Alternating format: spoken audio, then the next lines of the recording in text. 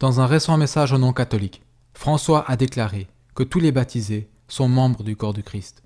Ceci est une immense hérésie et répudie toute l'histoire de l'enseignement catholique sur les effets de l'hérésie et du schisme.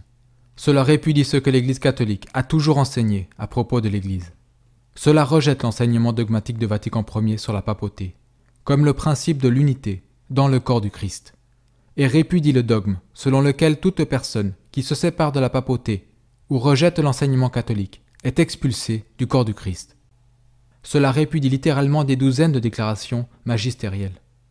En effet, dans l'encyclique Amantissimus, le pape Pie IX fait remarquer qu'il y a presque d'innombrables preuves en faveur de l'enseignement dogmatique de l'Église, qui déclare que l'on doit accepter la papauté pour être dans l'Église du Christ, un dogme que François nie ouvertement.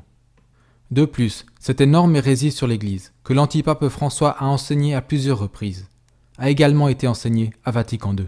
Voyez la vidéo en anglais « L'hérésie protestante de Vatican II ».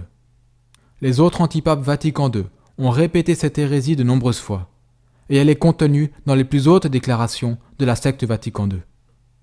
Donc, en plus de prouver une fois de plus que François est un hérétique manifeste et un antipape, cette immense hérésie sur l'Église du Christ, à savoir que tous les baptisés sont présumés en être membres, démontre sans aucun doute possible que la communion de François, son organisation, n'est pas l'Église catholique.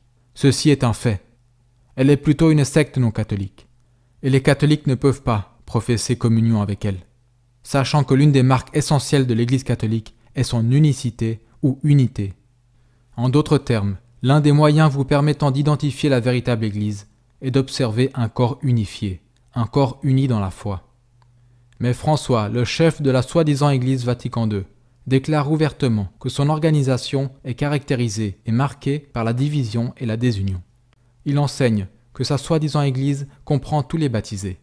Il proclame l'unité avec des multitudes de protestants totalement anticatholiques, des gens qui rejettent et même détestent les dogmes catholiques. Son Église comprend des personnes qui sont en désaccord entre eux sur des questions fondamentales du christianisme.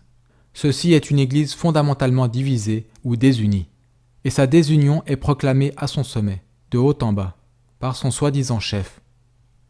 Cette désunion et division qui caractérise la secte Vatican II se manifeste aussi dans chaque paroisse et diocèse de cette secte, où l'on y trouve des hordes de gens qui s'écartent notoirement de l'enseignement de l'Église catholique.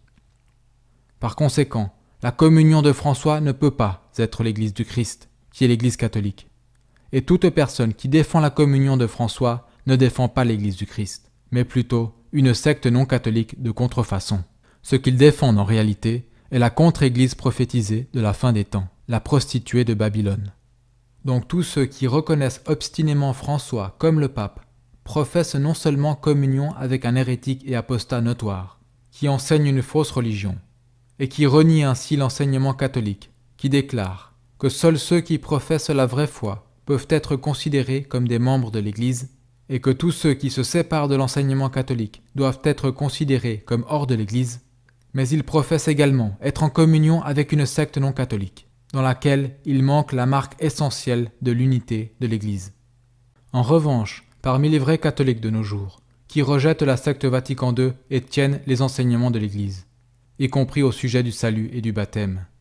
Même si nous ne sommes qu'un restant durant cette grande apostasie, nous trouvons bel et bien l'unité surnaturelle de l'Église catholique.